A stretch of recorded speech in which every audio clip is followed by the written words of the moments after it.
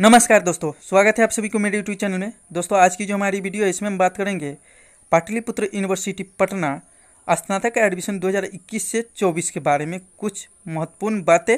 साथ ही इसमें हम बात करेंगे कि थर्ड मेरिट लिस्ट में जिनका नाम नहीं आया है वो क्या करेंगे और स्पॉट एडमिशन जो होता है वो क्या होता है।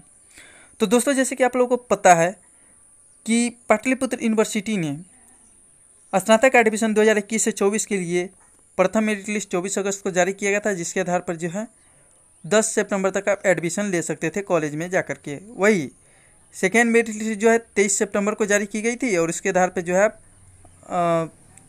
23 सितंबर तक एडमिशन ले सकते, यानी कि 13 सितंबर को जारी की गई थी और 23 सितंबर तक आप एडमिशन ले सकते थे। वही थर्ड मेरिट लिस्ट जो कि 26 को आने वाली थी, लेकिन किसी कारणवश 26 को जारी नहीं हो सकी और 27 सितंबर को जारी किया गया था। उसके आधार पे जो है आप 4 अक्टूबर तक जाकर के अपने कॉलेज में एडमिशन ले सकते हैं। अब दोस्तों, बहुत सारे स्टूडेंट का ये प्रॉब्लम है कि सर हमारा जो है न फर्स्ट मेरिट लिस्ट में नाम आया, न सेकेंड मेरिट लिस्ट में नाम आया, न थर्ड मेरिट लिस्ट में आया, तो हमारा क्या होगा। वही कुछ स्टूडेंट का कहना है कि सर जब मैंने प्रथम मेरिट लिस्ट में नाम आया था, जब मैंने आवेदन दिया था प्रथम मेरिट लिस्ट में मेरा नाम आया था, लेकिन मैंने क्या किया कि हमको कॉलेज पसंद नहीं था तो हम स्लाइड अप कर दिए। उसके बाद सेकेंड मेरिट लिस्ट आया, उसमें भी सेम ही कॉलेज था, फिर भी हम स्लाइड अप कर दिए। अब थर्ड मेरिट लिस्ट में मेरा नाम ही नहीं आया। कुछ ऐसे छात्र हैं जिनका कहना है कि सर हम किसी कारणवश जो है आवेदन ही नहीं कर पाए थे, तो क्या समस्या है, यानी कि क्या समाधान है उसका। तो दोस्तों, आपको चिंता करने की बात नहीं है, इसी से रिलेटेड हम इस वीडियो में चर्चा करने वाले हैं और आपको स्टेप टू स्टेप सारी बातें बताएंगे। उससे पहले आपसे एक निवेदन है कि आप हमारे चैनल पे नए हैं तो चैनल सब्सक्राइब जरूर करें और वीडियो को लाइक कर दें और तथा शेयर जरूर करें, क्योंकि बहुत सारे स्टूडेंट के पास जो ये इन्फॉर्मेशन पहुंचना चाहिए ताकि उनको भी परेशानी कम हो सके। तो दोस्तों, चलिए हम स्टार्ट करते हैं और आपको बताते हैं शुरुआत से लेकर के अंत तक की बात। तो दोस्तों, शुरू से लास्ट तक जरूर वीडियो देखिएगा, क्योंकि अगर आप मिस्टेक करते हैं तो आपको समझने में परेशानी हो सकती है। सबसे पहली बात तो दोस्तों हम ये करते हैं कि जिनका थर्ड मेरिट लिस्ट में नाम नहीं है वो क्या करेंगे। तो दोस्तों, सबसे पहली बात कि थर्ड मेरिट लिस्ट में जो है जिनका नाम नहीं आया, मतलब कि न फर्स्ट मेरिट लिस्ट में नाम आया है, न सेकेंड मेरिट लिस्ट में नाम आया है और न थर्ड मेरिट लिस्ट में नाम आया है, वो आवेदन किए हुए थे, तो उनका क्या होगा। तो दोस्तों, इसका एक ही सल्यूशन है कि अगर आपका नाम फर्स्ट सेकेंड और थर्ड मेरिट लिस्ट में नहीं आया है तो आपके पास एक विकल्प है, वो है स्पॉट एडमिशन का। दोस्तों, यूनिवर्सिटी, कोई भी यूनिवर्सिटी, बिहार हो या भारत की कोई भी यूनिवर्सिटी है, उसको विद्यार्थी के साथ कैरियर के साथ जो है खेलने का अधिकार नहीं है।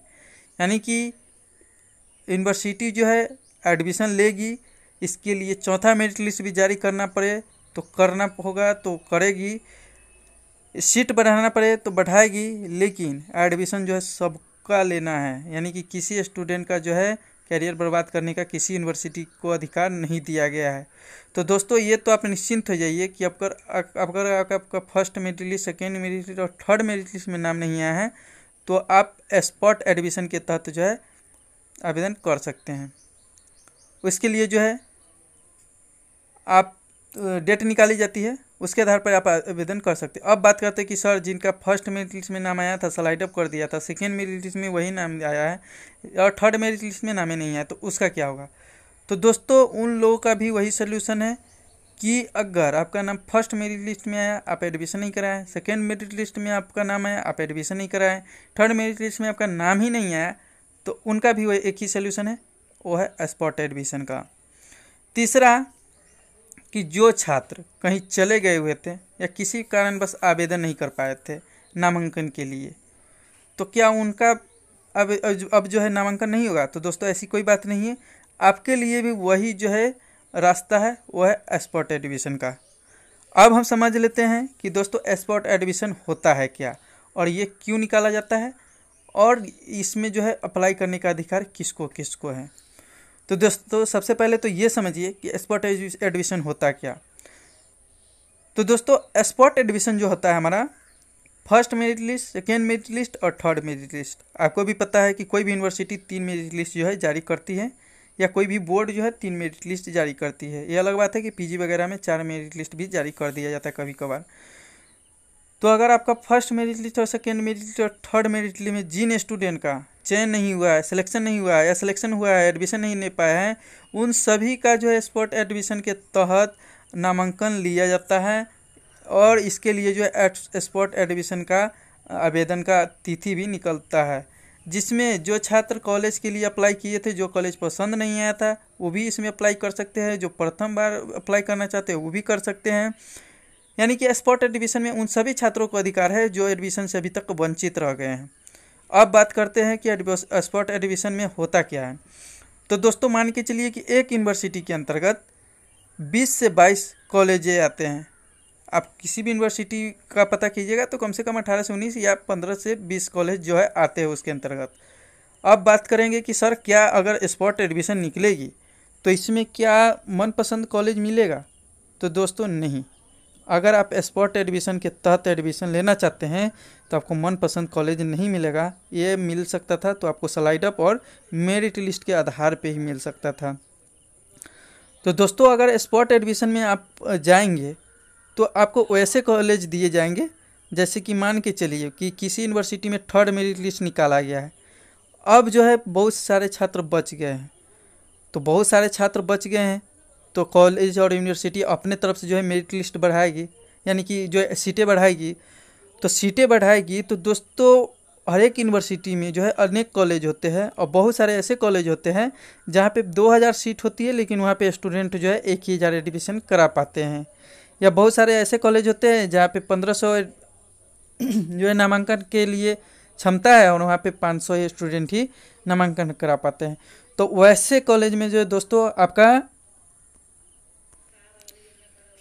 एडमिशन जो है लिया जाएगा। यानी कि दोस्तों आपको मनपसंद कॉलेज इसमें नहीं मिलेगा, लेकिन इतना मैं गारंटी देता हूँ कि अगर आपका मेरिट लिस्ट में नाम आया है, आप एडमिशन नहीं ले पाए हैं, आप बाहर रह गए हैं, आपका एडमिशन नहीं हुआ है, तो आपको जो है स्पॉट एडमिशन के तहत 100% जो है एडमिशन हो जाएगा। यानी कि मनपसंद कॉलेज नहीं मिलेगा, बल्कि यूनिवर्सिटी में जो कॉलेज में सीट खाली रहेंगे वहाँ जाकर के आपको स्पॉट एडमिशन कराना होगा, नहीं कि तत्काल एडमिशन आप जाकर के ले सकते हैं।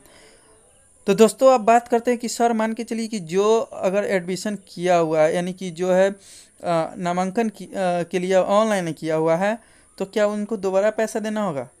तो दोस्तों ऐसी कोई बात नहीं है। अगर आपने एक बार ऑनलाइन के लिए आवेदन किया हुआ है और आपका ऑनलाइन पैसा कट गया है, तो जब आप उस कॉलेज में जाएंगे जहाँ सीट खाली होगा स्पॉट एडमिशन के तहत, तो वहाँ पे दोस्तों आपको जो है कॉलेज के हिसाब से जो उसका फीस होगा और आपने जो आवेदन किया है उस कॉलेज के फीस में जो है कन्वर्सेशन कराया जाएगा कि आखिर उसमें ज़्यादा अगर पैसा लिया जाएगा उसके तहत तो आपको कुछ पैसे देने पड़ सकते हैं, 200, 500 या 100, लेकिन आपको पूरा जो है नया पेमेंट नहीं करना होगा, क्योंकि आप पहले ही ऑनलाइन आवेदन में पैसा दे चुके हैं। दूसरी बात कि आपको मनपसंद कॉलेज नहीं मिलेगा, बल्कि जो कॉलेज खाली है जिसमें सीट खाली रहेंगे उसी में आपको एडमिशन मिलेगा।